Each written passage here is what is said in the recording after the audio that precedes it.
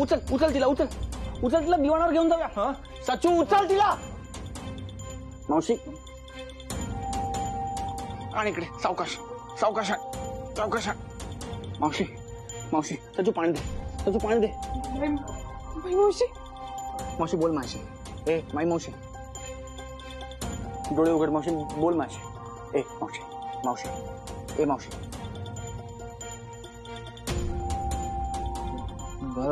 काय काय झालं रे मावशीला?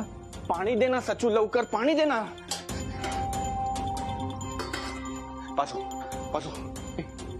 ए मावशी मावशी, ए मावशी, ए मावशी बोल माझी.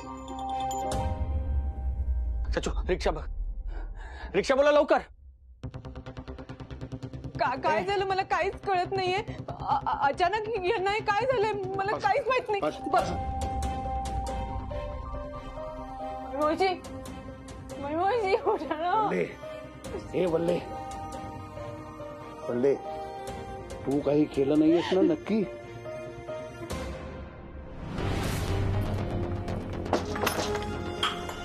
वल्ले वल्ले, बोंबलत बस. तू मेलीस ना तर मी दारू उघडणार नाही. कुंदन मावशी मरणार नाहीत ना? नाही का, असं काही होणार नाही. मावशी नाही बघ, तू चल तू चल तू चल.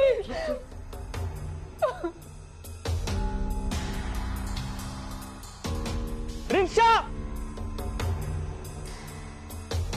सचू जा, रिक्षा बघ पटकन पटकन, रिक्षा बघ आणि चंदेला फोन कर. भाऊजी मावशी जवळ थांब, तू मावशी जवळ थांब. जा मावशी जवळ. सचू जा ना, रिक्षा बघ ना. भाऊजी चंदूकडे गाडी नसेल ना, तुम्ही तुमच्या गाडीवाल्या मैत्रिणीला बोलवा ना. म्हणजे तेवढ्या वेळात रिक्षा मिळेल. जा तू मावशी जवळ थांब, तू मावशी जवळ थांब. दादा दादा,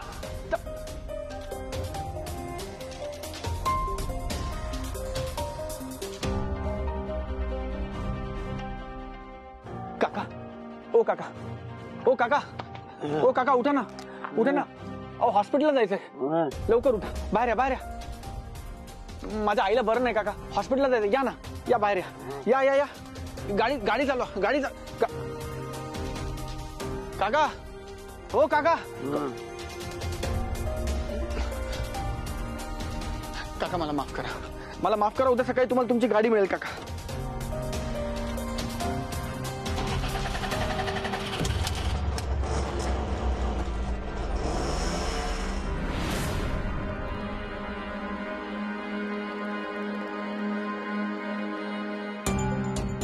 मावशी काका, वल्ली बाजू बाजू, हॉस्पिटलला नेऊया बाजू.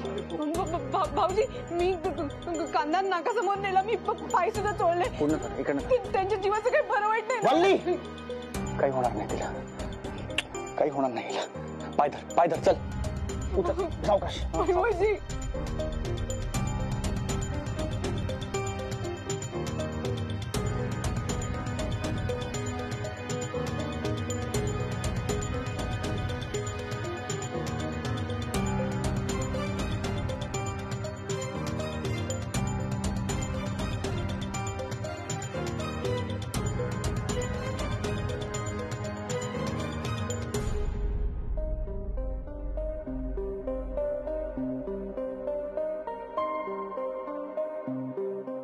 काय रे, मेसला आलायस वाटतं?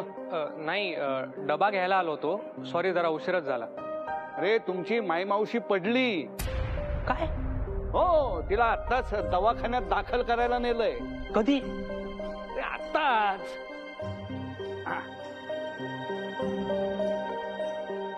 हा मंग्या, अरे मावशीला ऍडमिट केलंय, मी अर्जंट जाऊन येतो. हा.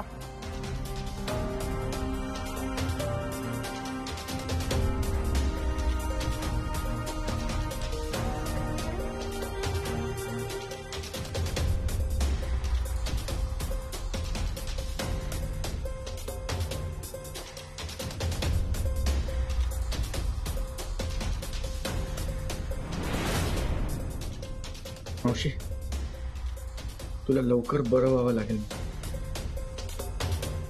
ए बाई कुंदा, मरायचंय तर मर, पण आत्ता नको. यांना कळलं ना की मी तुला कोंडलं होतं तर माझी वाट लावते.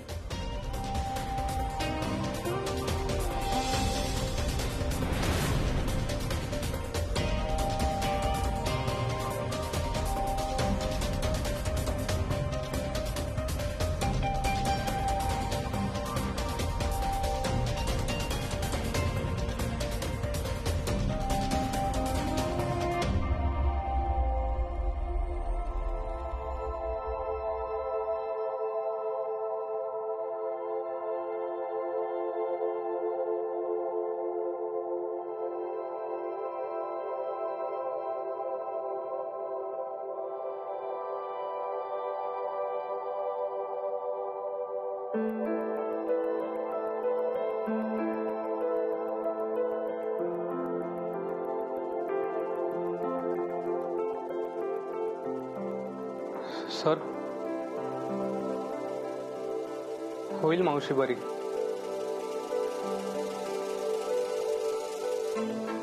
मिस अनामिका कुठे? माहित नाही, घरी असतील. मग तू? ऍक्च्युली सर, मी माई मावशीला ओळखतो आधीपासून. काय? मी मेसला येतो त्यांच्याकडे.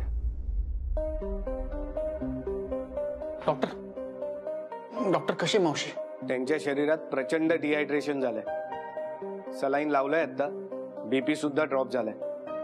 त्यांच्या अजून काही टेस्ट करूया, मगच जरा क्लिअरिटी येईल. बरी होईल ना ते? बघूया. अंडर ऑब्झर्वेशन आहेत त्या. आलोच मी.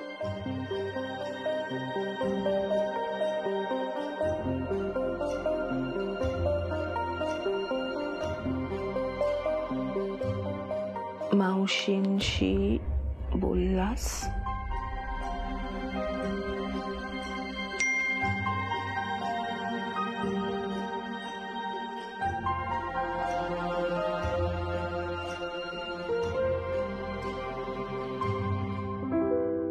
तिला ऍडमिट केलंय.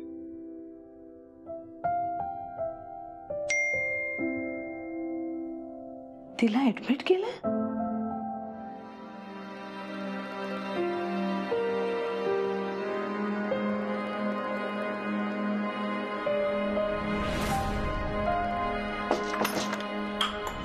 वल्ले वल्ले, बोंबलत बस. तू मेलीस ना तर मी दारू गडणार नाही.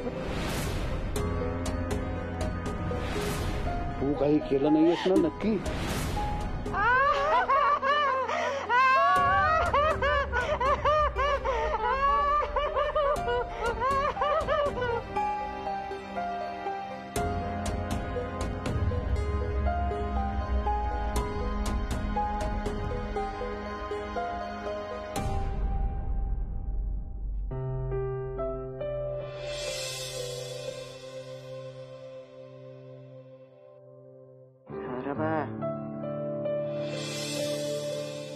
परत जर असा कुठे निघून गेलास ना तर मी निघून जाईन. इतकी लांब निघून जाईन ना की तुझं बोलणं सुद्धा मला ऐकू येणार नाही. तुझ्या हाका माझ्यापर्यंत पोहोचणार नाही. मग तुला कळेल आपलं माणूस गेलं या भावनेनं माणसाला कसं अर्ध मेलं होतं.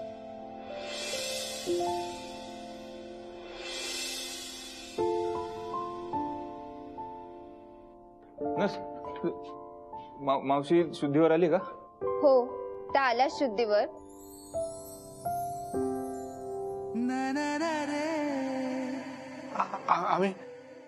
आम्ही भेटू शकतो तिला? तुम्ही त्यांना भेटू शकता, पण त्यांच्याशी जास्त काही बोलू नका. त्यांना प्रचंड थकवा आला आहे.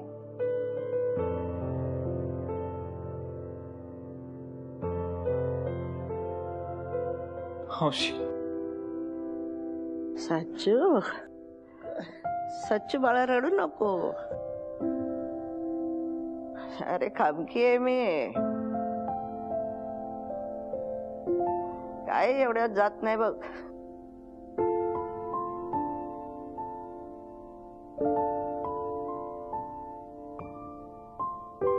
Doctor Patwardhan, thank you very much. It's okay Patwardhan, मी फक्त माझं काम केलं. काय काय झालंय नक्की तिला? स्वतःच्या तब्येतीकडे दुर्लक्ष, बाकी काहीही नाही. अहो या मोसमात निक्षून जास्त पाणी प्यायला हवं, पण जात नसलं तरी पण शरीराला जेवढी गरज आहे तेवढं तर खाल्लंच पाहिजे. आणि या वयाच्या बायकांचा अजून एक प्रॉब्लेम आहे, या नको तितके उपास करतात, स्वतःच्या शरीराचं अजिबात ऐकत नाही. मग या सगळ्यांचे परिणाम हे असं काहीतरी होतं. खरं तर उत्तम स्वयंपाक करते ती, आम्हाला सगळ्यांना सतत आग्रहाने खूप खायला घालते. मग कदाचित तुम्हा मुलांच्या कौतुकानेच त्यांचं पोट भरत असेल. भारतातल्या आया, आजा, मावश्या दिवसभर उठ्याशी असल्या तरी जेवतात सगळ्यात शेवटी. सगळ्यांचं पोट भरल्यानंतर एक सांगू, त्यांची थोडी आउट ऑफ द वे जाऊन आपण काळजी घेतली पाहिजे. हो सर. येतो मी.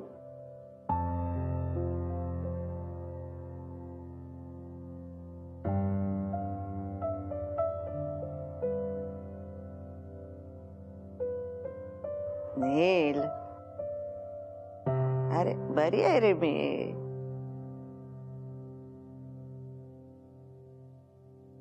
मी फक्त तुझ्या मांडीवर डोकं ठेवण्यापुरतं तुला आई म्हणतो का?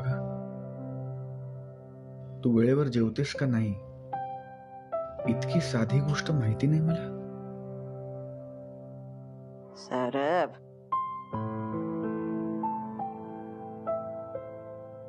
ये सोन्या ये. आपण थांबूया बाहेर, हं?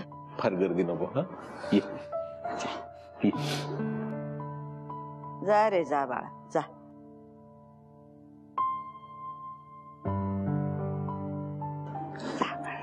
जा ये रे सोन्या.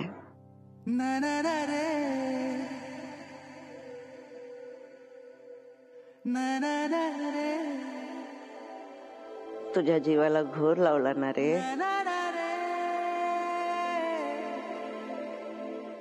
मला फक्त हे कळलं नाही मावशी की तू जर खोलीच्या आत होतीस तर बाहेरनं कडी कोणी लावली? वली, अरे म्हणजे ती पोरं आपण त्रास द्यायला येतात ना, तेच मुलं असणार. हो ना वल्ली? हो हो, तीच मुलं असणार. कारण मी स्वयंपाकघरात होते ना. ह्यांना काय झालं कसं झालं मला काही कळलंच नाही. 100% तीच मुलं असणार.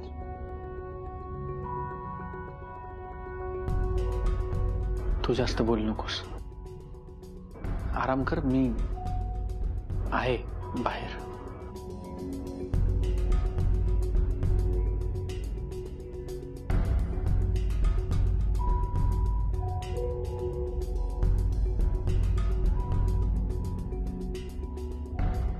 वल्ली, मला थोडं पाणी दे ग. देते. हा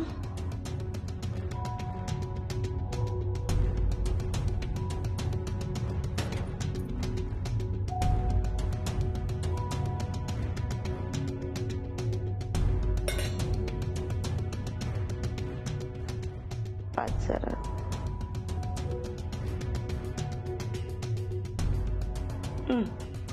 अजून ना, आज तू मला इतक्या प्रेमाने पाणी पाजलंस, उद्या बघ मी तुझ्या तोंडचं पाणीच पळवते की नाही बघ. म्हातारी खाटेवर आडवी पडलीये तरी तोरा काही जात नाहीये. काही म्हणालीस का ग मला? अजून हवंय?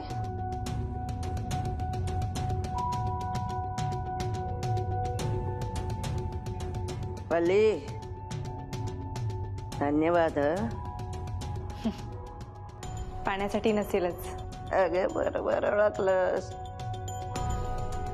तू जे काही नकळत माझ्यासाठी काम करून ठेवलंयस ना, नाही विचार करू नको. वेळ आली की तुला सगळं कळणार आहे, बरोबर कळेल.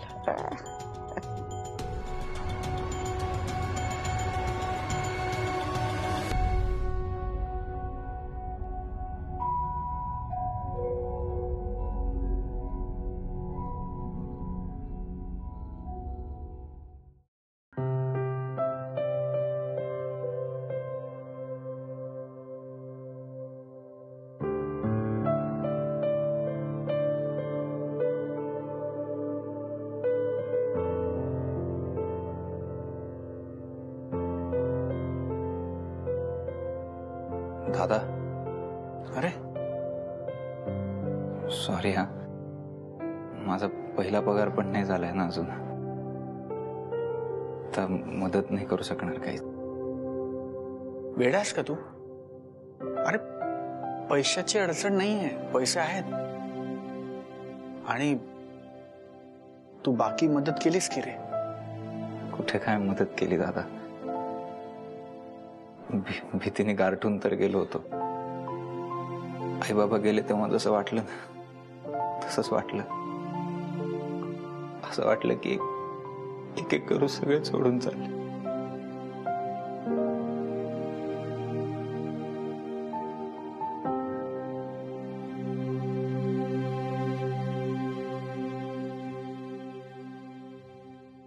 रडू नको. बरी येते आता. जा थोडा वेळ तिच्याजवळ बस, काय हवं नको ते बघ, आणि तिच्या समोर रडू नकोस. जा.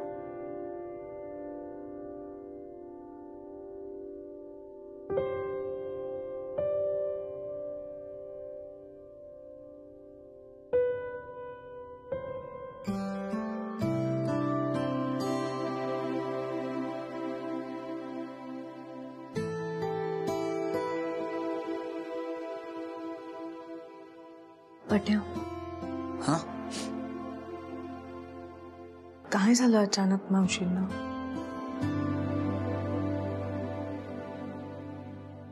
अनु, भेटू दे जातो.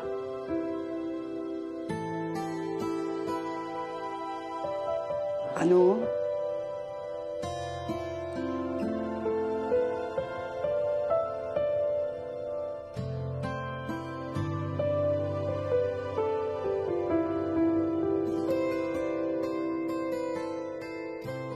खूप जीव आहे ना तुझा मावशीवर. असणारच रे. ये ना, बस ये. बस.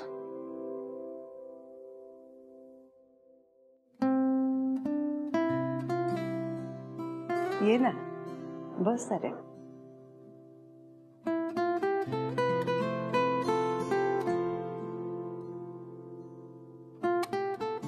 असणारच रे.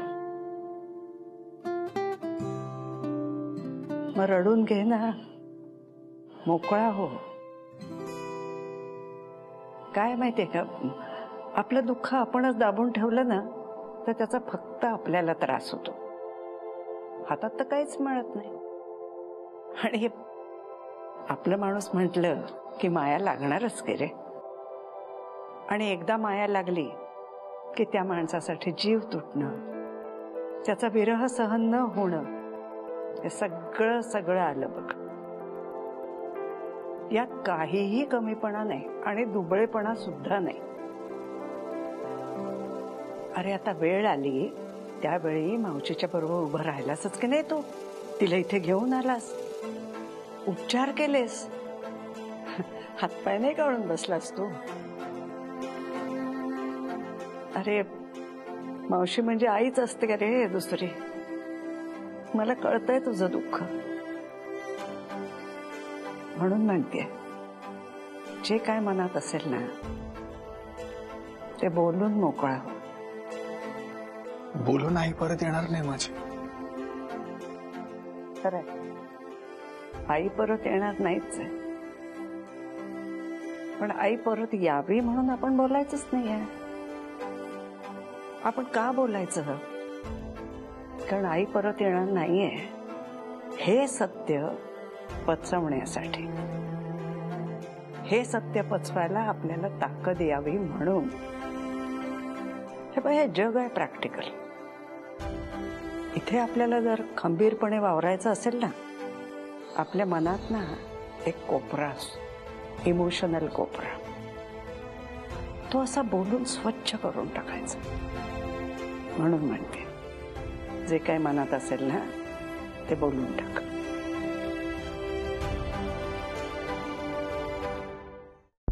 कळत नाही कुठून सुरुवात करू. 20 वर्षाचा होतो जेव्हा आई गेली.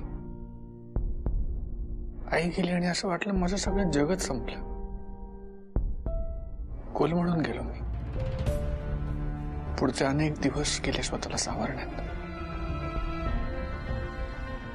माणूस निघून जातो पण त्याच्या मागे जी लोक उरतात ते थोडीच जगणं सोडून देऊ शकतात. आसपासची लोक म्हणली तू मोठा आहेस, शिकलेला आहेस, नोकरी कर. लगेच नोकरी धरली. सचू लहान होता,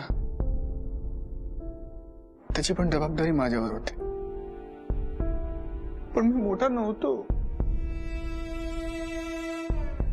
मी सचूपेक्षा मोठा होतो, पण मी 20 वर्षाचा होतो. आई गेली आणि मला मोठं व्हावं लागलं.